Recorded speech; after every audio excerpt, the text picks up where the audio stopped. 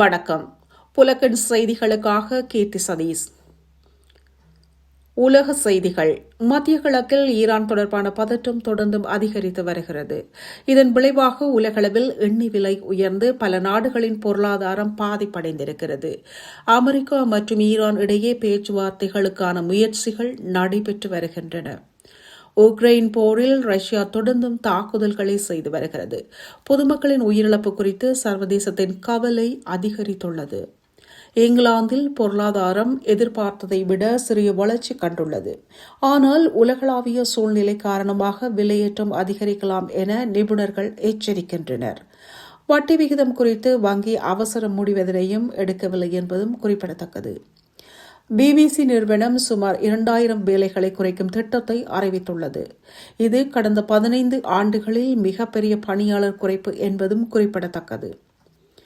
எரிபொருள் விலை உயர்வால் விமான நிறுவனங்களுக்கு நஷ்டம் அதிகரிக்கும் அபாயம் உருவாகியுள்ளது. தொழில்நுட்பத்துறையில் செயற்கை நுண்ணறிவு ஜிப் தயாரிப்பதற்கான பெரிய முதலீடுகள் நடைபெற்று வருகின்றன. பிரான்ஸ் நிறுவனம் ஒன்று ஜப்பானில் இதனை முன்னெடுப்பது குறிப்பிடத்தக்கது.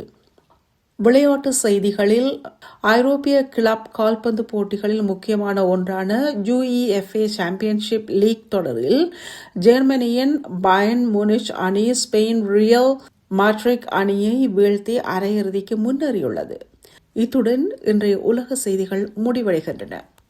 இலங்கை செய்திகள். நாட்டில் அமைதியை ஊக்குவிக்கும் நோக்கில் வாக் ஃபார் பீஸ் என்ற நடைப்பயணம் வருகின்ற ஏப்ரல் 21 முதல் ஆரம்பமாக உள்ளது. இந்த நடைப்பயணம் 7 நாட்கள் நடைபெற்று அனுராதபுரம், தம்புள்ள, கண்டி மூலம் பயணித்து கொழும்பில் உள்ள சுதந்திர சதுக்கத்தில் நிறைவடையும்.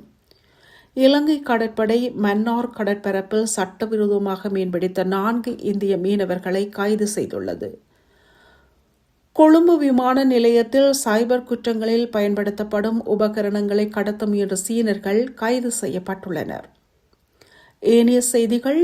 அமெரிக்கா ஈரான் உறவில் முன்னேற்றம் ஏற்படும் வாய்ப்பு உள்ளது.